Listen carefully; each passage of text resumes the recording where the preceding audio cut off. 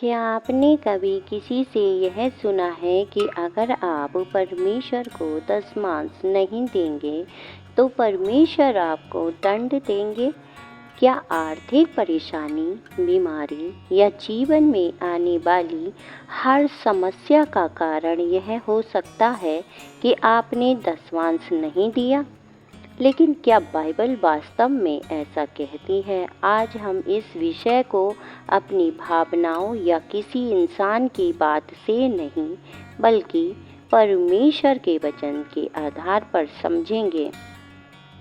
Video को अंत तक जरूर देखिए, क्योंकि अंत में हम यह भी समझेंगे कि परमेश्वर हमारे दिए हुए धन से ज़्यादा हमारे हृदय और विश्वास को क्यों देखते हैं। सबसे पहले समझते हैं दशमांश का अर्थ। दशमांश का अर्थ क्या है? दशमांश का सामान्य अर्थ है 10वां भाग। पुराने नियम में इस्राएलियों को अपनी उपज और आय का एक भाग परमेश्वर के लिए अलग करने की शिक्षा दी गई थी। दशमांश की व्यवस्था को समझते समय हमें यह भी देखना चाहिए कि यह किस व्यवस्था और किस संदर्भ में दिया गया है।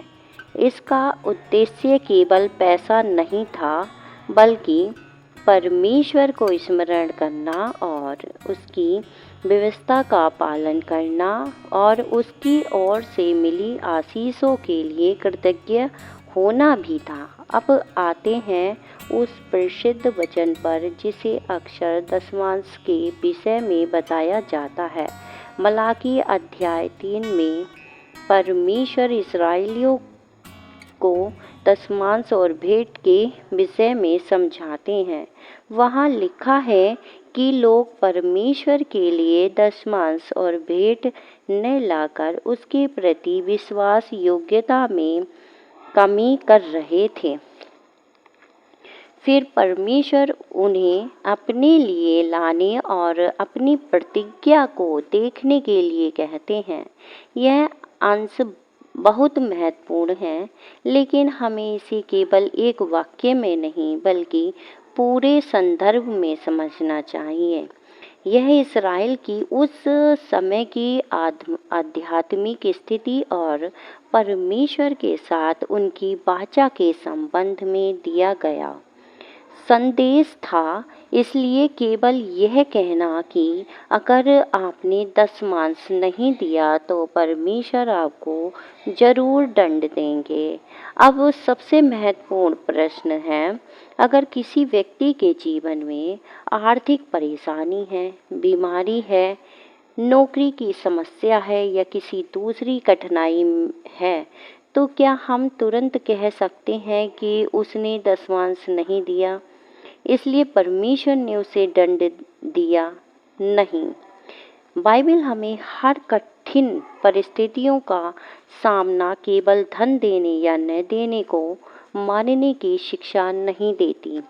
अय्यूब के जीवन को देखिए।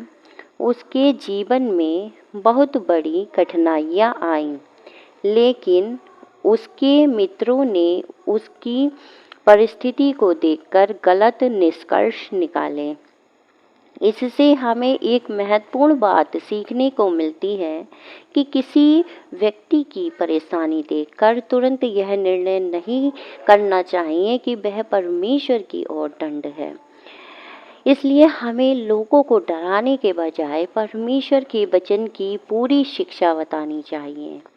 अब देखते हैं कि नए नियम में दशमांश देने के बारे में क्या शिक्षा दी गई है।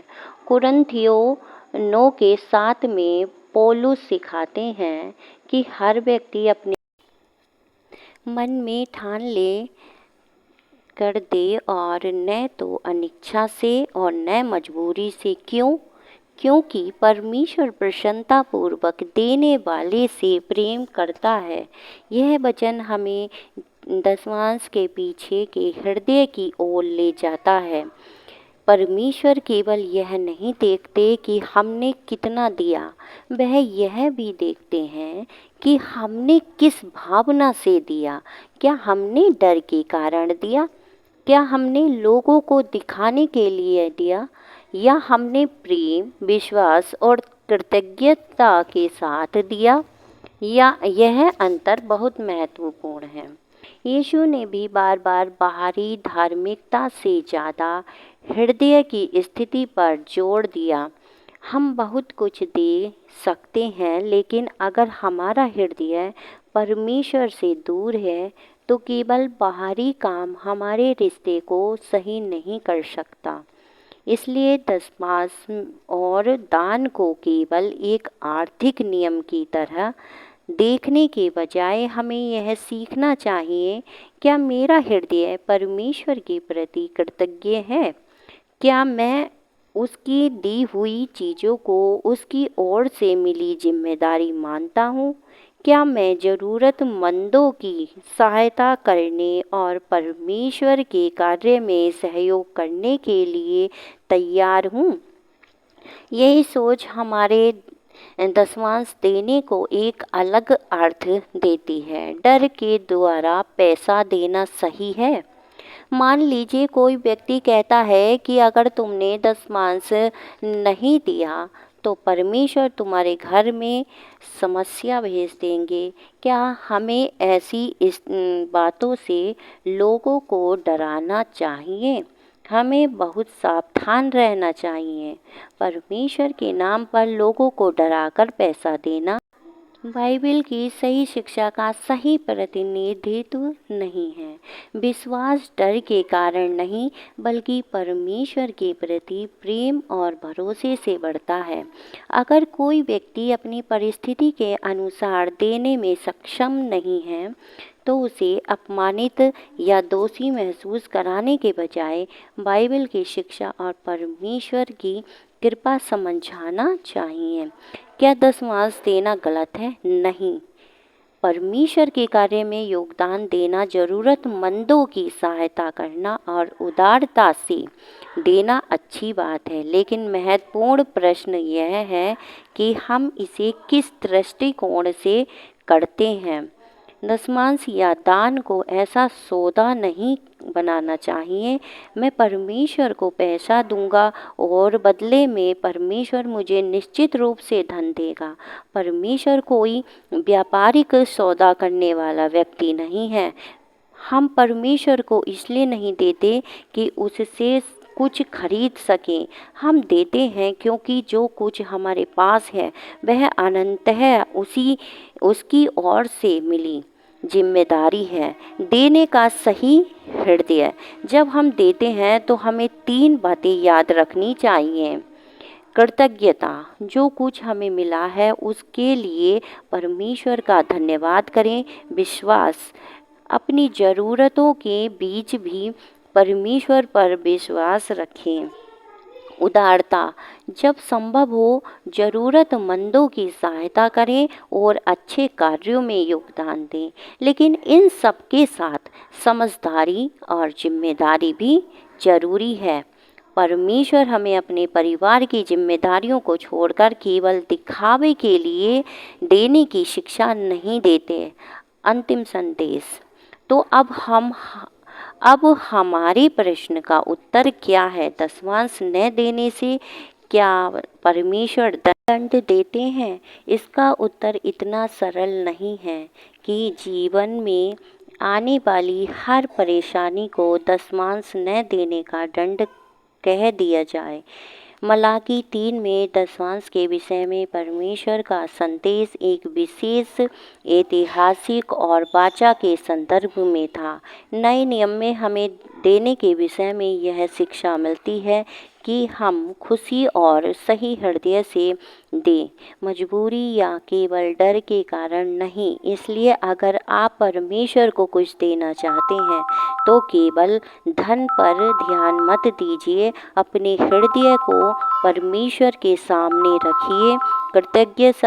कृतज्ञता से दीजिए, प्रेम से दीजिए, अपनी क्षमता के अनुसार दीजिए और सबसे बढ़कर परमेश्वर के साथ अपने संबंध को धन से नहीं बल्कि विश्वास से मजबूत कीजिए। चलिए प्रार्थना करते हैं। हे परमेश्वर, हमारे पिता, हम आपको धन्यवाद करते हैं कि आपने हमें जीवन दिया, सामर्थ्य दिया और हमारी आवश्यकताओं की चिंता करते हैं। प्रभु, हमें ऐसा हृदय दीजिए जो लालच से नहीं बल्कि कृतज्ञता से भरा हो। हमें बुद्धि दीजिए कि हम अपनी संपत्ति और संसाधनों का सही उपयोग कर सकें। जहाँ किसी की सहायता करना हमारे लिए संभव हो, वहाँ हमें उदार बनने की सामर्थ्य दीजिए। हमें डर के कारण नहीं बल्कि प्रेम और विश्वास के कारण अपनी आज्ञाओं पर चलना सिखाइए। हमारे हृदय को शुद्ध कीजिए और हमें आपकी इच्छा के अनुसार जीवन जीने में सहायता कीजिए। यीशु मसीह के नाम में प्रार्थना मांगते हैं, आमीन। अगर इस वीडियो के द्वारा आपको बाइबल की बात समझने में सहायता मिली है तो वीडियो को लाइक करें, इसे अपने परिवार और दोस्तों के साथ शेयर करें और ऐसे ही बाइबल आधारित संदेशों के लिए चैनल को सब्सक्राइब जरूर करें। परमेश्वर आपको आशीष दे, आमीन।